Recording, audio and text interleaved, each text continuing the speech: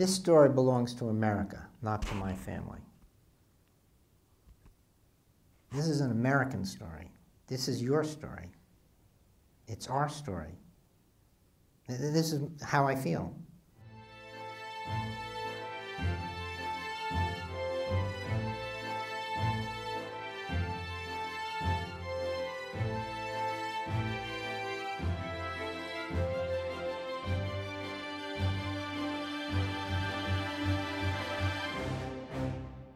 Before we get into some questions about your family and about Andrew's experience and where this journey has taken your family, maybe you could just say a couple of words about what it means to you that the Park Agency and the Department of Environmental Conservation really held this big ceremony and moment today. Well, thank you, Brian. First, I want to say that I'm honored to be on the stage with Brian Mann. For those of you, a lot of you know him, but for those of you who don't, he's done some extraordinary reporting, not just in the North Country, but for our whole country. And I've been honored, my wife Sylvia was sitting right there, to contribute in a small way to a big project of his, which is to report not the 10-second soundbite garbage you hear in the news, but real reporting about incarceration in the United States and in the North Country particularly. It's a terribly complex problem. It's all part of the bigger issues that we'll probably talk about. And your work is just off the charts, important, and important for America. So I thank you for that. Also, I apologize for my attire, but we walked up the hill. You know, I from time to time get on TV, and I'm used to having someone make up my hair, so I put my hat on. How's my hair? Good hair? You look great. Okay, I just want you know, I'm taking my hat off. Sort of damned by faint praise here, but we both look great. Let's start. Let's just pretend that's true. Okay. Yeah. The work that I'm a civil engineer, so I build power plants. I used to build power plants. I'm retired, but I've worked a lot with DEC, and I said earlier today, and I meant it, that and I worked across the country in many states. The New York State Department of Environmental Conservation, in my experience, is one of the, it's a huge agency, it's huge, and they do just incredible work. And what they did on this trail is way above and beyond just their conservation approach, which is public access to the beauty of the Adirondacks and of course the whole state of New York and regulating everything else from air quality to water quality. I mean, they have a big job, and under Joe Martin's supervision and leadership, and his predecessors have done wonderful things, as has the APA, and John Quinn and the Furnett family, who have worked so hard, and so many people in Tupper Lake. I apologize if I'm not remembering everybody, but there are pictures of Bill Furnett out there, and this is Tupper Lake, so everybody from Tupper knows him. I got to tell you a little story. There's a sign on the side of Lumberjack Spring. It's relatively new. It's 10 years old. And I said to Bill, you think we should put this up? Because I haven't asked DEC, and I didn't talk to anybody. He said, put the damn sign up, you know. Just put it up. And I told this to Joe Martins. He went like this. But at least we disclosed it. So these agencies have really done a wonderful job and put the whole story of Andrew Goodman in context, because we live a mile, and still do, from the site. And the bottom of Goodman Mountain, on the other side of Route 30, was all land owned by my grandfather, Charles Goodman. And we lived there in the summer, June and July and August, part of June, July and August. And there were 10 Goodman cousins, 11, but 10 of us, the 11th wasn't born yet. And we just lived in like, you know, a bubble. We didn't know that there was an outside world. It was like camp. And we were brought up like that, and in the outdoors. So it's a wonderful memory of him and of where we live. Yeah, I really love this part of the story, and we're going to kind of go full circle and come back to the mountain as we talk. But remind me, and I know a lot of people here will know this story, but how did your family arrive in Tupper Lake? How did you start to sink roots here? Well, my grandfather was a civil engineer. His father was an engineer, not trained formally. My father was a civil engineer. I'm a civil engineer, and we were always building things.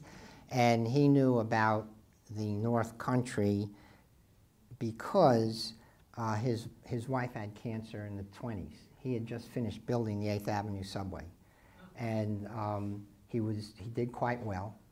And he heard about Trudeau Institute and thought, well, gee, maybe this is a good place. She could get better. And she died before the house was built. It was finished in 1933. And that's how he got here. He bought a section of land from International Paper, 644 acres, for $10 an acre, $7,000. Yes, $6,500. And we owned all the land along the Bog River, where it splits, and not quite up to the bridge where it goes into Tupper Lake. And we just walked off into the woods. We lived in New York City for all the school months and up here in the summer. And we were kind of city slickers and woodsmen, and ladies, woods ladies too. And that's how we came here, 1933. You know, one of the things, some of you probably had the opportunity to watch the film that was shown here earlier today. And in doing some of the work that I've been doing on incarceration and race issues, I've been looking back at this summer when Andrew was murdered. And I think one of the things that I want to say, just to kind of give a bit of context to this conversation, is that it's difficult to remember just how horrific and ugly and scary things were. And so let me just ask, as we sort of continue to sort of see this through the eyes of your family, cast your own memory back to that summer. Do you remember, how aware, even before Andrew said, I'm going south, how aware was your family of what was happening in the South and how volatile it had become? You know, that's a great question. I was 17, my brother was 20, 3 years younger. And my grandfather used to say, ask a 17-year-old a question because they know everything.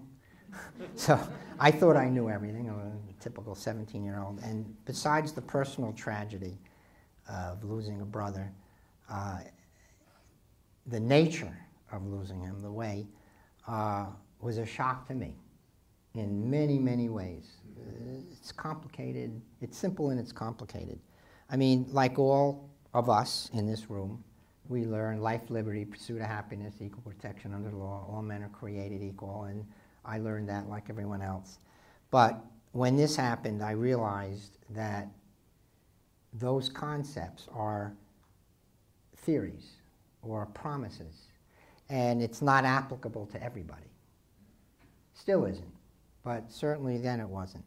And I didn't know that. I didn't know that. I wasn't aware of that.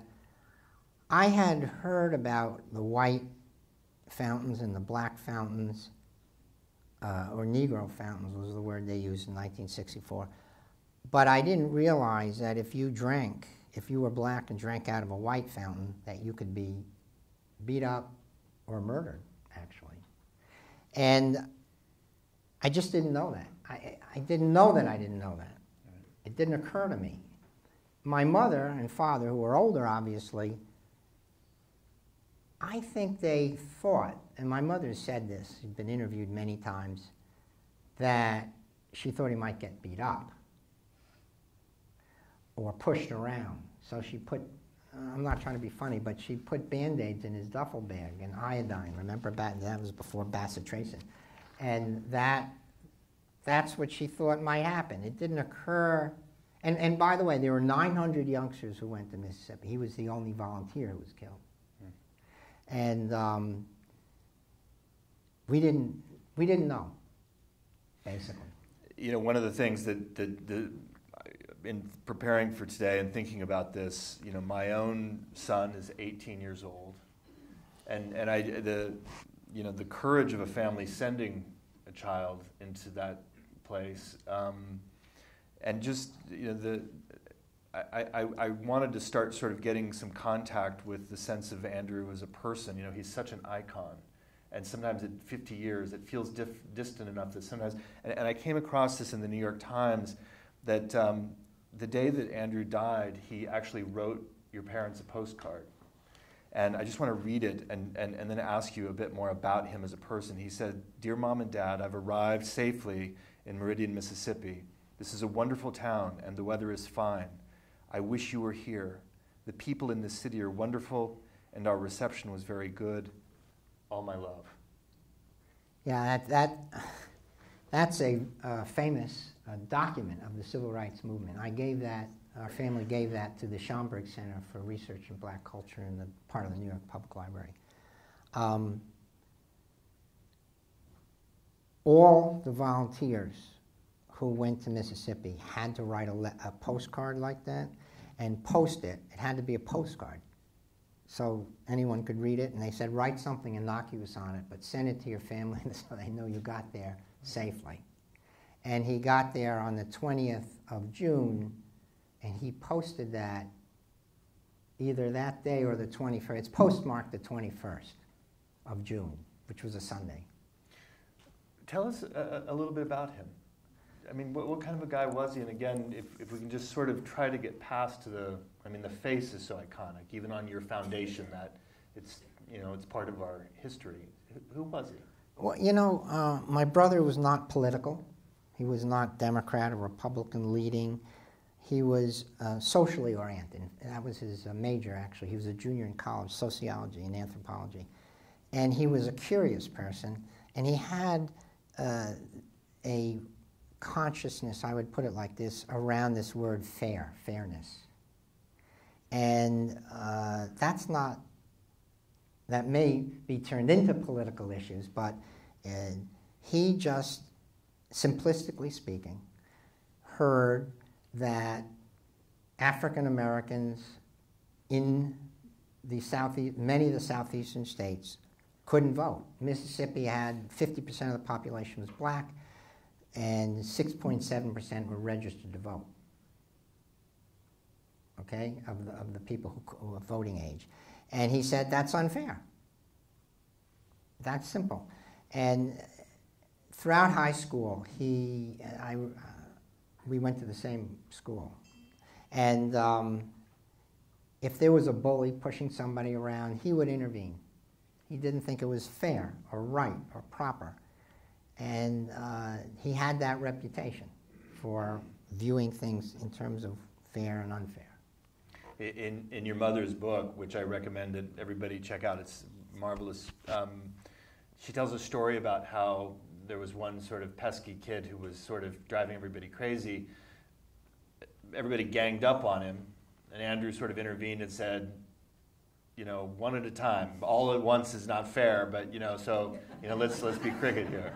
Yeah, the kid was a pain in the you-know-what, but he didn't, notwithstanding that, didn't see the fairness of beating the you-know-what out of this little pain in the ass, but that's how he viewed things, fair and unfair.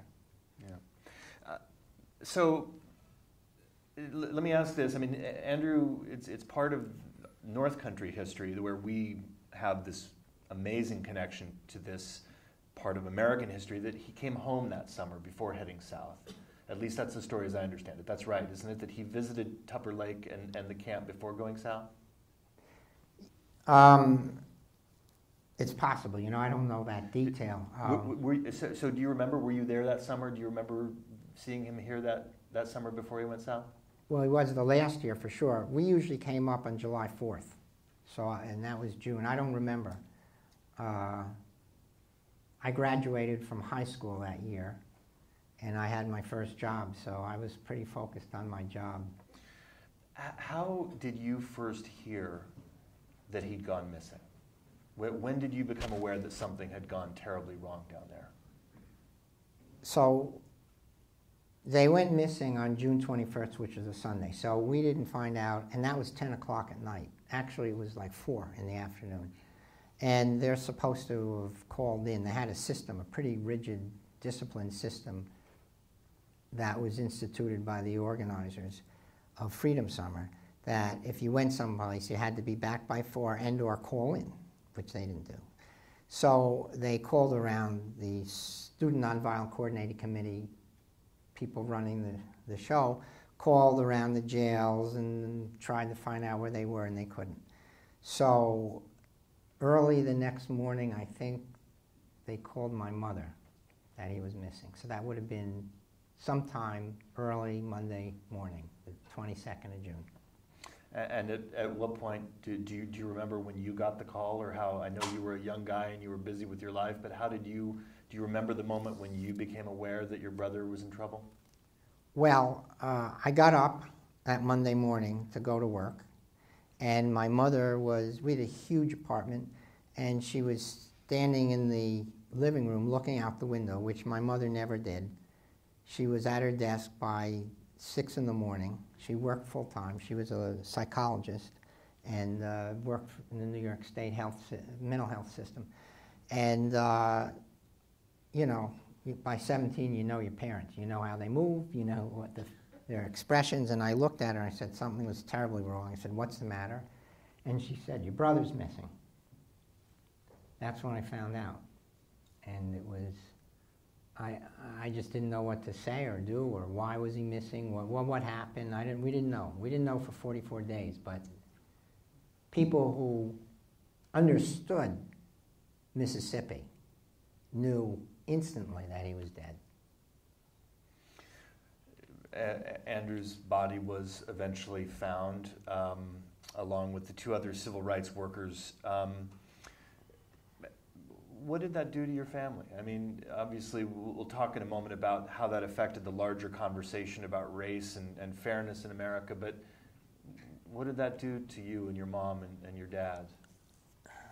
You know, 50 years later, I'm not sure that I totally understand. Obviously, it was a tragedy to lose anybody in a car accident, you know. But as I look back on it, and even at the time, the issues were so complicated about how could anyone be so mean as to murder someone because of an opinion? And to think about that they were murdered because they wanted to vote in this country, the United States of America. I mean, it's unimaginable, even today. But it happened. And I discovered, you know, 17, this was an awakening. I went from 17 to, you know, 80, kind of instantaneously, because, I mean, I had a good education. I didn't understand the beauty of our nation and the ugly side of our nation. Yeah. And it was quite a shock for me. Maya Angelou wrote about this incident, and that many people in the South and many people in the country understood that black men and women would be murdered, that the violence, it had been going on for decades and decades in the South, since the Civil War, before the Civil War, lynchings, terrorism against African Americans in the South. But she wrote that the death of the 2 white civil rights workers was one of the great catalysts of the national discussion about race. Do you think that's overstating it? Do you think your brother played that larger role in where our country went after 1964? Well, I'm sorry to say absolutely yes, I agree. By the way, that was the 3rd time I met Maya Angelou. She's one of the most extraordinary people. And the way she put it, and this is on video, if anyone wants to see this video, it's stunning. I'm sitting like this, and I was talking to her, and we were being videoed, and she made that statement. Maya Angelou, who was brought up in Stamps, Arkansas, which is, you know, a town about the size of this stage. And she said that black mothers knew that when their male children went out, they may not come back, or you might find them hanging from a rope. But white mothers didn't know that. And she didn't know that could happen to a white kid. And that's basically what happened to America at that moment. It was the first and last interracial lynching in the United States. And to me, in my heart, it's sad to think it took two white kids to wake up the majority of Americans who are white, that the reality in our country, certainly at that time, and in different ways still, have a racial bias that runs very, very deep. And it started in 1616, when the first slaves were brought to America, and 1625, when New Amsterdam, New York City, started trading slaves. We've been at this 500 years. One of the things that's amazing about this moment in history, and again, to have this, you know, this connection to our North Country family tied here is a remarkable thing, is that within a year of Andrew's murder, the Voting Rights Act, the Civil Rights Act had been passed in Washington, D.C. And remember, we're talking about Jim Crow laws, not just racism as we think about racism today, where it's often subtle, it's often coded, it's often not expressed directly. At that time, in much of America, racial discrimination was institutional. It was the law. And I think this is the thing that's understanding the magnitude of this historical moment, is seeing that we, while obviously we didn't cure racism in those handful of years, we began to at least dismantle, because of events like this, the legal architecture that had held it in place for so long. Yeah, I mean, there are so many threads that lead to the Civil Rights Act of 1964 and the Voting Rights Act of 1965. It was like a perfect storm, in a good sense, that came together in many different ways. But the Goodman, Schwerner, and Cheney story and the 900 largely white volunteers from the North who were middle and upper middle class going there and having connections to their representatives, their elected representatives, aware that these kids were there, woke up America to this stunning, I mean, just unimaginable state of play. State-sanctioned racism. It's very difficult for people to understand what a police state is today. Although, look at Ferguson, Missouri, and you get a flavor of what it might look like. Although it's a different details. And we had a police state in many states, and the northern politicians knew about it and didn't do anything about it. You know, I wanted to ask you about Ferguson, Missouri, which obviously we've all been watching in the headlines after a young, unarmed African-American man was shot to death by a police officer. Obviously, there's still a lot of debate over exactly what happened in that situation, but there have been protests, some peaceful, some not peaceful, ever since. So let's just jump to that now. When you think about this narrative that carries forward, obviously there has been some progress. We have changed some of that police state architecture that did exist in the South. Jim Crow is no more. We have a black president and a black attorney general of the United States. These would have been inconceivable in that summer when Andrew was murdered. But there are still things like Ferguson that happen, you know, and we have right now in New York City a protest over an African-American unarmed man who was killed with a police officer chokehold.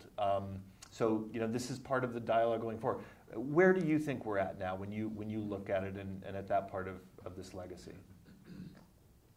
It's a complicated question. I don't know that I have the answer, or I think that everybody in this room is as qualified to opine on where we are. Look, when you have military equipment and you're ready to use it, it can be used, all right? That's like a non-brainer. And the whole business apparatus of selling this kind of equipment to a police force seems overkill. But that's what's happening in this country for whatever reason. It can create a mentality of use it and think about it later in terms of what it means. When the state police came into Ferguson, obviously that changed. They de-escalated somewhat. They de-escalated somewhat. But, you know, these issues are profoundly complex. And I'm not sure that we, as a society, totally understand all the threads that connect these events, whether they're isolated or not, to what goes on in our lives. Let's circle back to your family.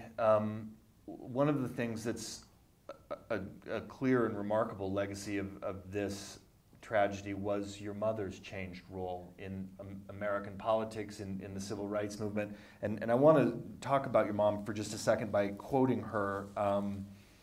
This is such a courageous quote. I came across this and it really sort of flattened me, thinking as a parent. She was asked about her loss, and she said, "I still feel that I would let Andy go to Mississippi again. Even after this terrible thing happened to Andy, she said that, you know, that this was what she believed in. This is what he believed in, and that he needed to go." Yeah. I'll kind of address that by telling you this little story because it just happened a couple of weeks ago. I was in the Atlanta airport on the way to Jackson, Mississippi for the 50th anniversary event, and a woman came up to me, saw my name tag, and said, "Goodman, are you going to Jackson?" I mean, obviously we were alone. I said, "Yes," and it was Gail Falk, who I knew her name, and she was in Freedom Summer, as is Harry.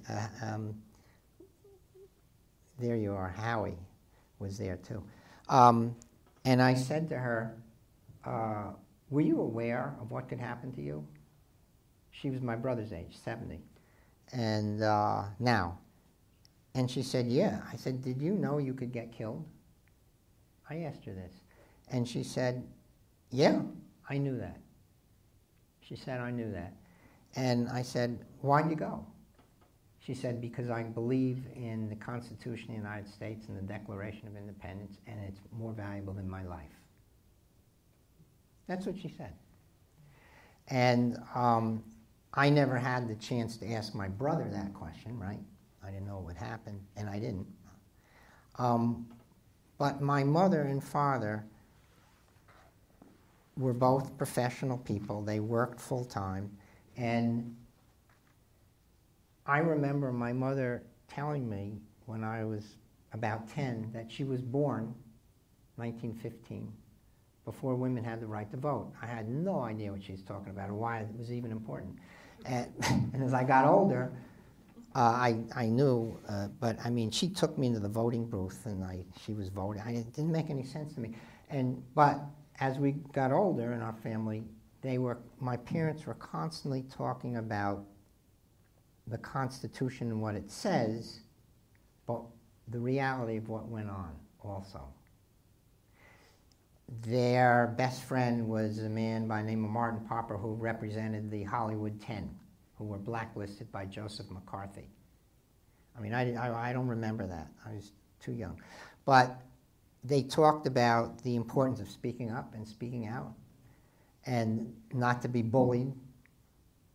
That concept again by people like Joseph McCarthy, who was a bully, political bully, and ruined many lives and was un-American to the core. And people who stood up to him had their lives ruined. So we heard about these stories, and they said, "You got to stand up. You got to stand up." So when my brother came in and said he wanted to go to Mississippi to stand up for people who others didn't see kneeling, what is she going to say? "No, let someone else go." She couldn't say that, and didn't. And a lot of parents were in that boat. 900 kids, 1,800 parents let their kids go. Well, actually, he was underage, so they had to sign for him. He was only 20. So, yeah, I don't know if I would have had the courage to sign that paper. That would have been a tough conversation. One of the other things, she was active and became, in some ways, kind of an icon in her own right, as you know, sometimes in American politics, the mother, the wife, of these martyrs of these moments in American history, they do take on this enormous role. And one of the other things that she and I think your father together started, the Andrew Goodman Foundation, which you've gone on to lead. Tell us a little bit about what the foundation does. Just, I know a lot of the people in the room know about the work, but a lot of them don't. So give us a little primer on what you've been doing. Well, the executive director sitting right there, Sylvia Goodman. She's the brain. So everything I say, you know, she can correct us later. Right. The foundation was started by my parents, you're right, in 1966, not with the idea of, you know, the past, but moving the story forward into how it's relevant today in the 21st century. So what the Andrew Goodman Foundation does today is we create a number of platforms for young adults, my brother's age, in the 20, the millennials, we call them now the millennial generation, to have an opportunity to learn how to organize and to become civically engaged and participate in the democratic process. So one of our projects is called Vote Everywhere, and that's embedded in colleges around the country. We find like a faculty member, a mentor, and then they identify an ambassador who goes through a kind of pedagogy that we prepare for them. Amongst other things, although it's not all they do, is register people to vote, students. By the way, the millennial generation is the least likely, the age demographic to vote, at or a little under 50%, whereas people our age, you're under 39, so I'm older than you, but people our age are in the under 29. 20, the 70% level. We voted about 70%. So we want them to vote, and that's a gateway to civic engagement or participatory democracy, and how to organize. We're not interested in the politics, Republican, Democrat. We just care that they get engaged, irrespective of their view, and to get their contemporaries to participate also. And without that, you don't have a solid democracy. And it's the young generation that usually create change. I mean, throughout history, throughout the world history. So we like to encourage people of that age bracket to learn how to organize themselves and participate, and learn to participate. Yeah, it seems like it would be a powerful thing for every young person who was thinking about this voting right as something dispensable or disposable to know about the kind of sacrifice that one of their peers, which Andrew, you know, he would be a very relatable figure to them, to know what price he paid to make sure that that right was available to people. That seems like he would be a great gateway. It's interesting. I mean, there are a lot of organizations out there that are registering people to vote. And we partner with many of them. One of them is Rock the Vote, who has a huge digital platform. They've registered 10 million kids to vote, which is huge. Obama's Democratic machine got 1.8 million in the last presidential election registered, which is big. So 10 million is huge for one organization. But the point is, they like our name on their banner because it gives them a hook into why you should vote. One reason why you should vote. It's a sacred right. It's the single most important right a citizen can have, exercise. And if it's taken away, you're not a citizen. And someone who takes it away is jeopardizing our democracy. And it's happened in the past. You know, it's interesting. George Washington was elected with 1.3% of the vote. That 1% is coming in. It's fascinating. 1.3%. And women couldn't vote. People of color couldn't vote because they were slaves. Native Americans couldn't vote. If you were poor, you couldn't vote. If you were not Protestant, you probably couldn't vote. And the story of America has been people clamoring to get into the rights that the Constitution supposedly gives us. Right. So let's bring this kind of full circle back to the fact that this is such living history here in the North Country. And let me just say that I've been here for about 16 years now, and one of the great experiences of my time here was climbing Goodman Mountain with Bill Furnett, and having him personally convey just how important this was to him and to his family and to the community here. I remember he read to me the Tupper Lake paper, the notices about your brother, and you could hear the local concern as they were sort of following this story. How important is that to you and to your family, that I know it's a big national thing, but also here in sort of your summer hometown, that it really is such local history as well? Yeah, well, it's a fact that this idea was Bill Furnett's idea. I didn't even know about it until he came to me and said, "You know that mountain you all climbed up?" I said, "Yeah, sure." He said, "It's called Goodman Mountain." And I looked at him and I said, it didn't have a name. So we just climbed up. We called it a little mountain, The big mountain was Mount Morris, And he said, "The name of that mountain, David, is Goodman Mountain." I said, "Okay, Bill, if you say so." And he said, "And I'm going to get everyone in Tupper to write a resolution to that." I said, "Oh, well, okay." And he said, "I want you to write me a letter 10 pages long," and I wrote him a letter 10 pages long, which I gave to Ginny. And he spent 3 years getting everybody in Tupper Lake, then the county, then the New York State legislature, then the Department of Environmental Conservation. He did an environmental impact statement because, it was a truckload of paper. And he did this. He wanted to do this. And then, Jim Furnett has talked about his brother Bill doing this. And it was very touching. And I asked Bill halfway, or almost when it was through, "Why are you doing this?" He says, "Because it's the right thing to do." That's Bill. I love that guy.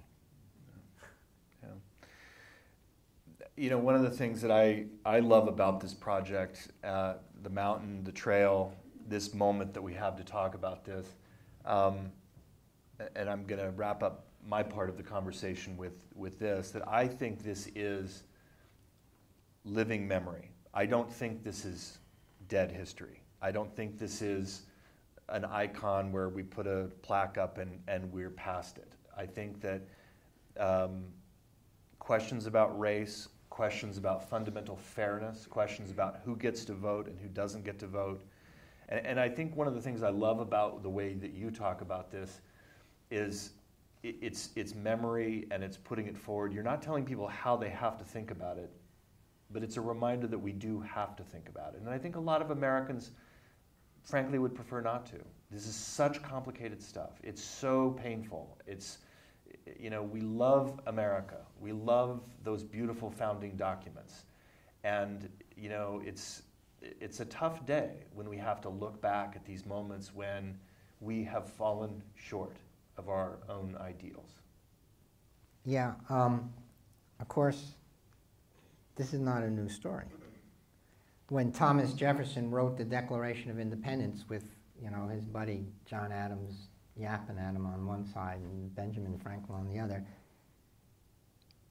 he totally left out the issue of slavery. Because if you put it in there, of course, he owned slaves. No one would have signed the Declaration of Independence. Nobody, not even the Northerners. So they swept it under the rug and managed to get away with it until the Civil War. And then it got swept under the rug again and broke out in the 60s. And now it's breaking out again in another way because our country has not come together as a community to discuss it in its totality. It is complicated, very complicated. And the whole slave trade was good business, mainly for the Northerners. Yeah. If you study the history of our country, the Brown brothers made all the slave boats, Brown Brothers in Rhode Island, as in Brown University. They endowed Brown University with the money they made from these ships. It was all slave money, in the commerce, and it was all part of the fabric of America. And we've never discussed it. It's not taught that way in school. I mean, I've since read maybe 1,000 books on the subject, not necessarily voluntarily. So I understand an aspect of it. It's complicated, and it's breaking out like a virus again. Well, I want to say thank you for your openness. I also just want to say thank you for your family's sacrifice. I don't think it can be said enough. Again, as a parent, I just, you know, I can't even wrap my arms around it, but thank you for what your family's done. Well, I appreciate that, and it's very meaningful to us to have people interested, and my request is that you take this story and internalize it the way you will, and talk about it with your families and your families' families, and see how it helps you. And look at it in the positive, because there's a lot of positives in this story, a lot of positives. And these kids, 900 of them, were ordinary kids who did something extraordinary, all of them, not just my brother. And if it weren't for them, and the groups of people who went before, like the thousands of children in Birmingham who got thrown in jail, children who were washed down the street with fire hoses, all this was on TV. That was part of the story. So how do you take this story and make it relevant for today and motivate yourself to delve into these problems or challenges that we have, and take the ugly, but see the beauty of our great country. Yeah, absolutely. And it's important to me to take this story and not hog it. It's your story too. It's our story. And that's how our family maybe has dealt with it personally, is to share it in that context, to turn it into a positive rather than a negative. I want to thank David again. I want to encourage everybody to continue this conversation. This is a part of our history, both really truly North Country, Tupper Lake history, but also American history that I think we owe a debt of memory and engagement. So do go back home and read and think and converse over the dinner table about this. And as I wrap up, I also just want to thank the Wild Center enormously for honoring me by including me in this and having us both here today. So thank you to the Wild Center, and thank you all very much. Thank you. Thank you.